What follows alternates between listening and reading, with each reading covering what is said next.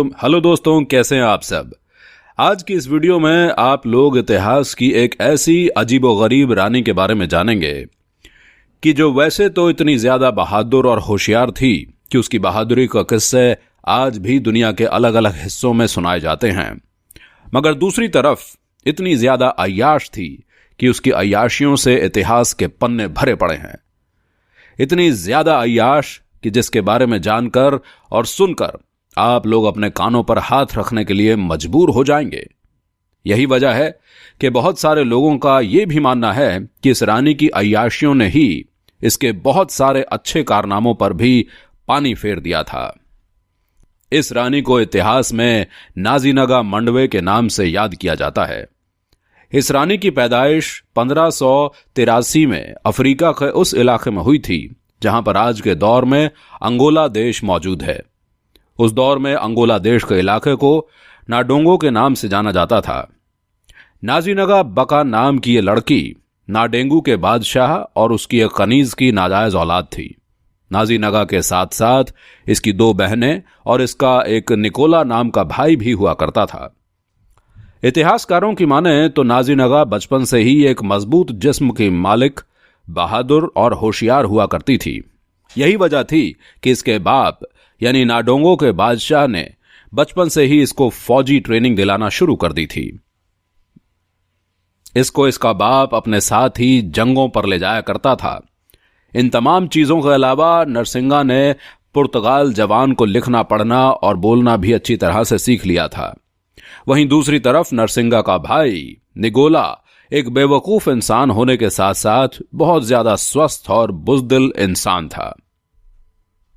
इन तमाम चीजों के बावजूद भी जब नाजीनगा के बाप यानी कि पिता की मौत हुई तो सल्तनत की गद्दी पर नाजीनगा की बजाय उसके भाई यानी निगोला को ही बिठा दिया गया, क्योंकि कुछ भी हो आखिर एक मर्द था, जबकि उस दौर में अफ्रीका के इलाकों में औरतों की बादशाहत को कबूल नहीं किया जाता था।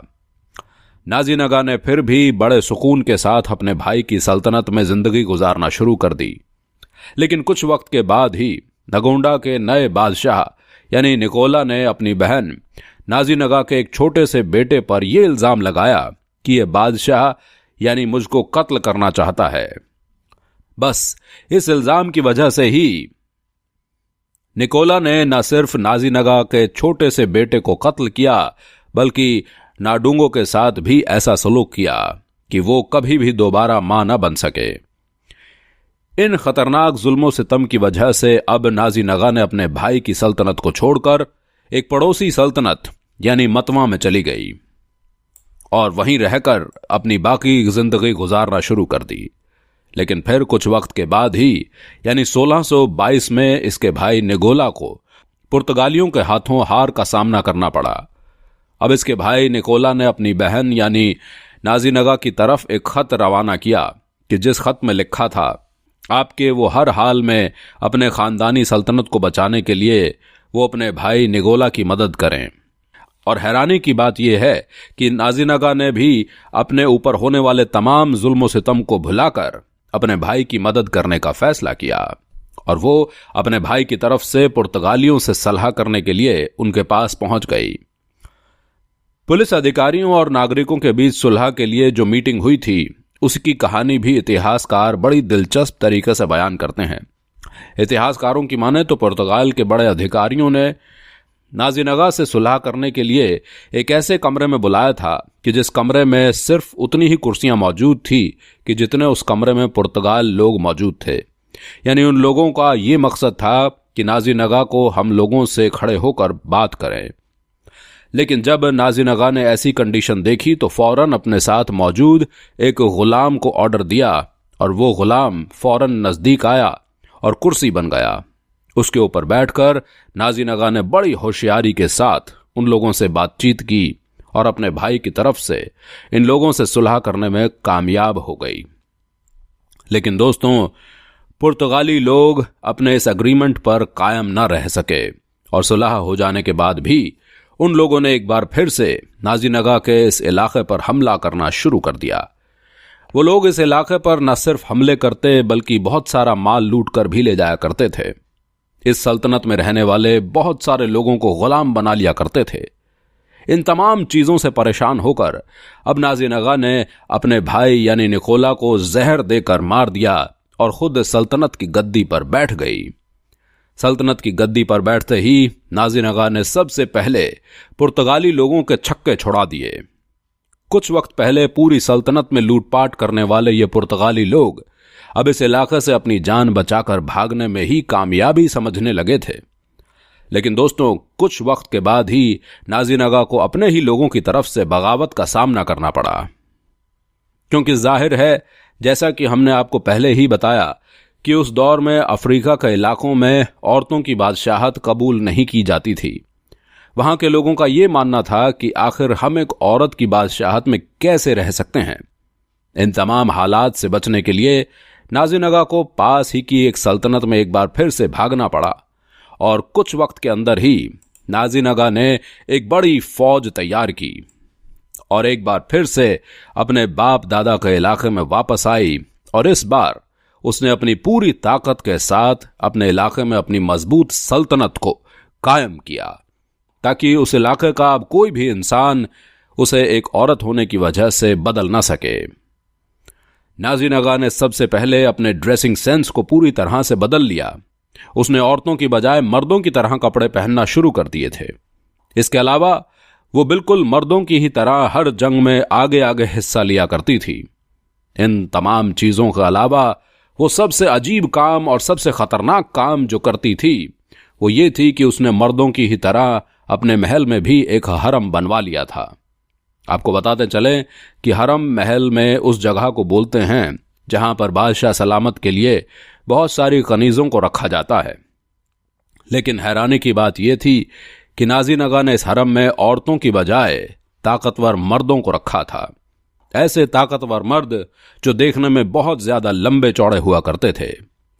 फ्रांस का एक मशहूर इतिहासकार इस रानी के बारे में अपने किताब में लिखता है कि यह रानी एक शदीद जिनसी बीमारी औरत थी, जिसने अपने महल का एक हिस्सा एक ऐसे ताकतवर गुलामों से भर रखा था कि जिनके साथ वो हर दिन जिना किया करती थी।